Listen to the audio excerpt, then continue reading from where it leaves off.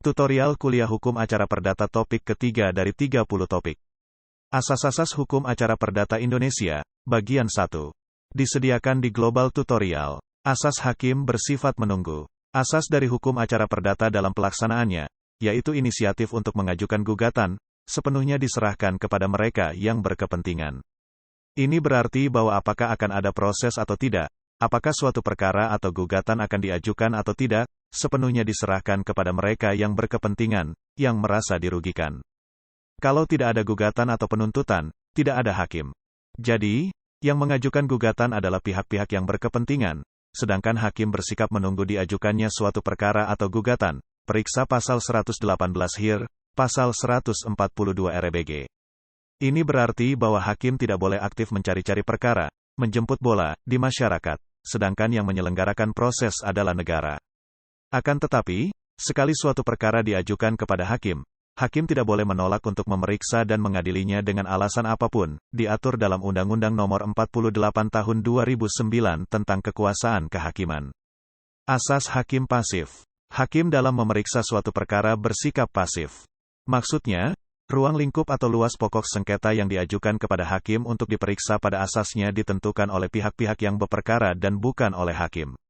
Dengan kata lain, pihak yang merasa haknya dirugikanlah penggugat, yang menentukan apakah ia akan mengajukan gugatan, seberapa luas, besar, tuntutan, serta juga tergantung pada para pihak, penggugat dan atau tergugat, perkara akan dilanjutkan atau dihentikan, karena terjadi perdamaian atau karena gugatan dicabut. Semuanya tergantung pada para pihak, bukan pada hakim. Hakim terikat pada peristiwa yang diajukan oleh para pihak. Hakim hanya membantu para pencari keadilan dan berusaha mengatasi segala hambatan dan rintangan untuk dapat tercapainya peradilan.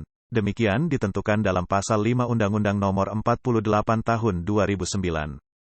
Hakim terikat pada peristiwa yang menjadi sengketa yang diajukan oleh para pihak. Dalam pembuktian para pihaklah yang diwajibkan membuktikan dan bukan hakim. Hakim hanya menilai siapa di antara para pihak yang berhasil membuktikan kebenaran dalilnya dan apa yang benar dari dalil yang dikemukakan pihak tersebut. Asas hakim aktif. Dalam beracara dengan HIR, RBG, Hakim Indonesia harus aktif sejak perkara dimasukkan ke pengadilan, memimpin sidang, melancarkan jalannya persidangan, membantu para pihak dalam mencari kebenaran, penjamahan putusan, sampai dengan pelaksanaan putusannya, eksekusi.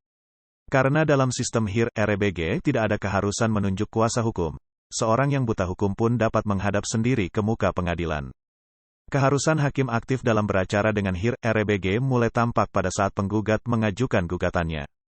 Pasal 119 HIR, 143 RBG menentukan bahwa Ketua Pengadilan Negeri berwenang memberi nasihat dan pertolongan waktu dimasukkannya gugatan tertulis, baik kepada penggugat sendiri maupun kuasanya. Hal ini tidak berarti bahwa hakim memihak.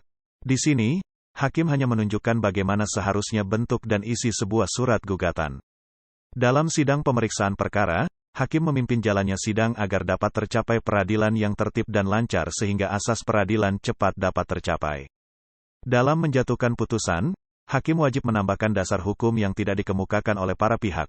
Pasal 178 ayat 1 HIR, 189 ayat 1 RBG. Dalam pelaksanaan putusan pengadilan, eksekusi, sebagaimana ditentukan dalam Pasal 195 ayat 1 HIR, 206 ayat 1 RBG, Ketua Pengadilan memimpin jalannya eksekusi. Dalam penyelesaian suatu perkara yang diajukan ke pengadilan, hakim wajib mengadili seluruh gugatan dan dilarang menjatuhkan putusan atas perkara yang tidak dituntut atau mengabulkan lebih dari yang dituntut. Pasal 178 ayat 2 dan 3 HIR, 189 ayat 2 dan 3 RBG. Demikian pula halnya apakah pihak yang bersangkutan akan mengajukan banding atau tidak bukanlah kepentingan daripada hakim. Pasal 6 UU Nomor 20 Tahun 1947, Pasal 199 RBG. Asas hakim aktif dan pasif. Inisiatif untuk mengadakan acara perdata ada pada pihak-pihak yang berkepentingan dan tidak pernah dilakukan oleh hakim. Hakim hanyalah membantu para pencari keadilan dan berusaha mengatasi segala rintangan untuk dapat tercapainya peradilan yang sederhana, cepat, dan biaya ringan. Pasal 4 ayat 2 UU Nomor 48 Tahun 2009. Hal ini mengatur cara-cara bagaimana para pihak mempertahankan kepentingan pribadi. Berbeda dengan hukum acara pidana yang mengatur cara bagaimana mempertahankan kepentingan publik, inisiatif dalam acara pidana dilakukan oleh pemerintah yang diwakili oleh jaksa penuntut umum serta alat-alat perlengkapan negara yang lain, kepolisian.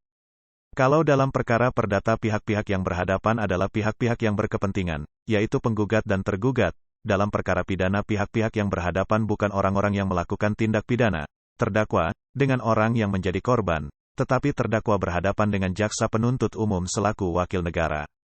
Dalam perkara perdata, para pihak yang berperkara dapat secara bebas mengakhiri sendiri perkara yang mereka ajukan untuk diperiksa di pengadilan dan hakim tidak dapat menghalanginya. Berakhirnya pemeriksaan perkara perdata dapat dilakukan dengan pencabutan gugatan atau dengan perdamaian pihak-pihak yang berperkara. Pasal 178 HIR, 189 RBG. Dalam perkara pidana, kalau perkara sudah diperiksa oleh pengadilan, hakim, perkara tersebut tidak dapat dicabut lagi, melainkan harus diperiksa terus sampai selesai, ada putusan pengadilan.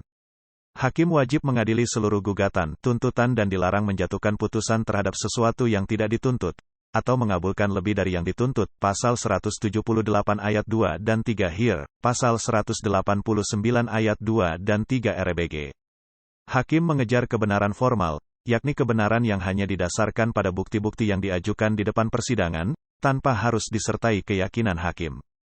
Jika salah satu pihak yang berperkara mengakui kebenaran suatu H1 yang diajukan oleh pihak lawan, hakim tidak perlu menyelidiki apakah yang diajukan itu sungguh-sungguh benar atau tidak. Berbeda dengan perkara pidana, hakim dalam memeriksa dan mengadili perkara pidana mengejar kebenaran material, yaitu kebenaran yang harus didasarkan pada alat-alat bukti yang sah menurut undang-undang dan harus ada keyakinan hakim. Para pihak yang berperkara bebas pula untuk mengajukan atau untuk tidak mengajukan verset, banding, dan kasasi terhadap putusan pengadilan. Jelaslah bahwa makna hakim bersifat pasif dalam perkara perdata, yaitu hakim tidak menentukan luasnya pokok perkara. Hakim tidak boleh menambah atau menguranginya, tetapi tidaklah berarti hakim tidak berbuat apa-apa. Sebagai pimpinan sidang pengadilan, hakim harus aktif memimpin jalannya persidangan sehingga berjalan lancar. Hakimlah yang menentukan pemanggilan, menetapkan hari persidangan, serta memerintahkan supaya alat-alat bukti yang diperlukan disampaikan ke depan persidangan. Jika perlu, hakim karena jabatan, ex officio, memanggil sendiri saksi-saksi yang diperlukan. Selain itu, hakim juga berhak memberi nasihat, menunjukkan upaya hukum, dan memberikan keterangan kepada pihak-pihak yang berperkara. Pasal 132 HIR, 156 RBG. Sering dikatakan oleh sementara ahli bahwa hakim dalam sistem HIR adalah aktif, sedangkan dalam sistem RV adalah pasif. Pengertian pasif di sini hanyalah berarti bahwa hakim tidak menentukan luas dari pokok perkara. Hakim tidak boleh menambah atau menguranginya. Akan tetapi, tidaklah berarti bahwa hakim sama sekali tidak aktif. Selaku pimpinan sidang, hakim harus aktif memimpin pemeriksaan perkara, tidak merupakan pegawai atau sekadar alat dari para pihak, serta harus berusaha sekeras-kerasnya mengatasi segala hambatan dan rintangan untuk dapat tercapainya peradilan. Hakim sebagai tempat pelarian terakhir bagi para pencari keadilan dianggap bijaksana dan tahu akan hukum, bahkan menjadi tempat bertanya segala macam persoalan bagi rakyat. Dari hakim diharapkan ada pertimbangan sebagai orang yang tinggi pengetahuan dan martabatnya serta berwibawa.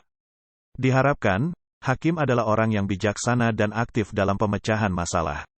Kiranya, asas hakim aktif, menurut HIR, sesuai dengan aliran pikiran tradisional Indonesia, Undang-Undang Kekuasaan Kehakiman yang mengharuskan pula hakim aktif karena yang dituju dengan kekuasaan kehakiman dalam Pasal 24 Undang-Undang Dasar 1945 adalah kekuasaan negara yang merdeka untuk menyelenggarakan peradilan guna menegakkan hukum dan keadilan berdasarkan Pancasila demi terselenggaranya negara hukum Republik Indonesia.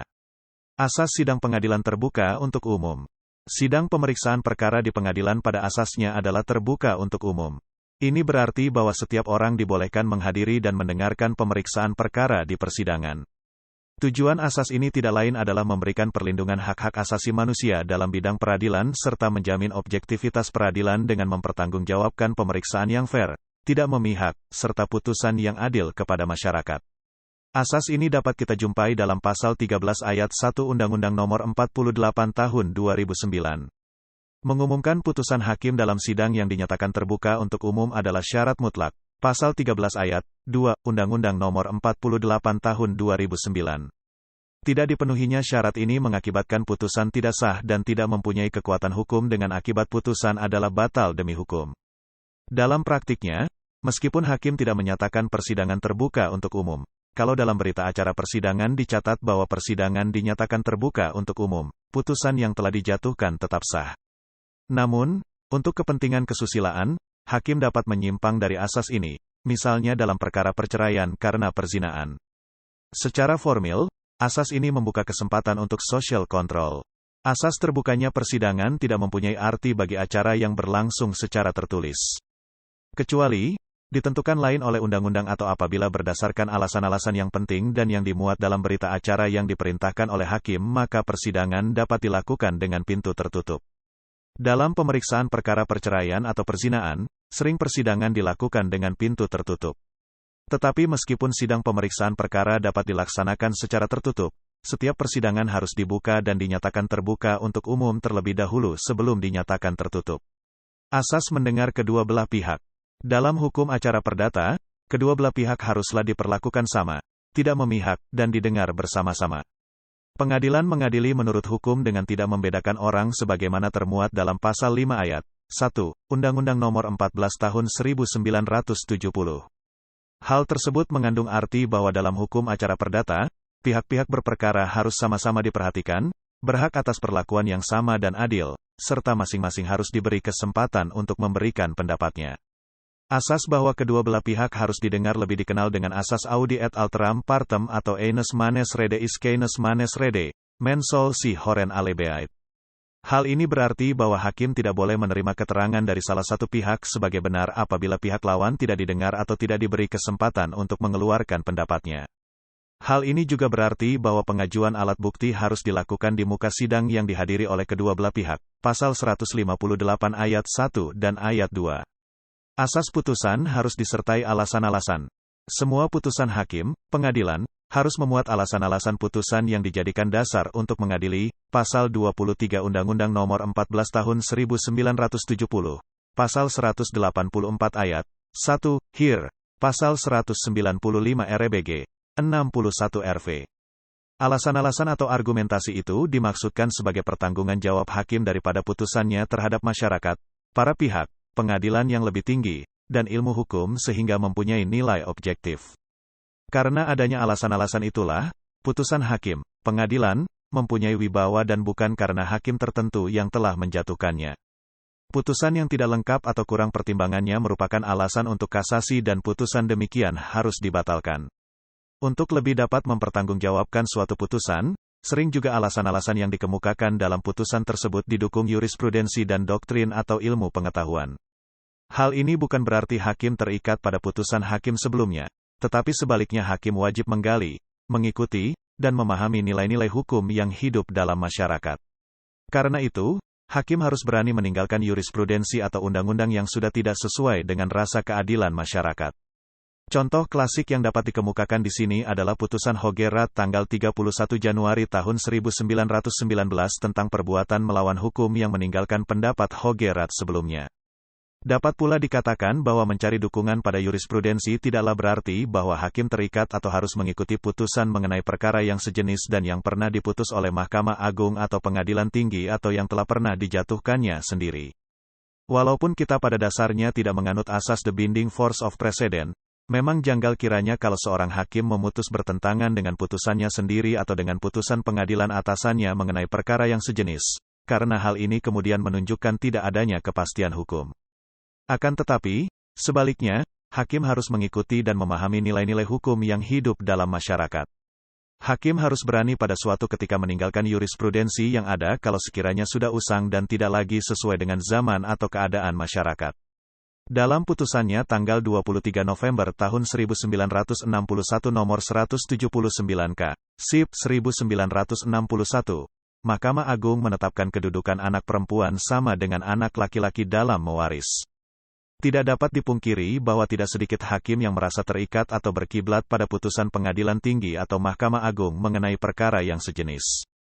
Namun, ini bukan karena kita menganut asas the binding force of precedent seperti yang dianut di Inggris, melainkan terikatnya atau berkiblatnya hakim itu karena yakin bahwa putusan yang diikutinya mengenai perkara yang sejenis itu memang sudah tepat dan meyakinkan. Ilmu pengetahuan hukum juga merupakan sumber pula untuk mendapatkan bahan guna mempertanggungjawabkan putusan hakim dalam pertimbangannya.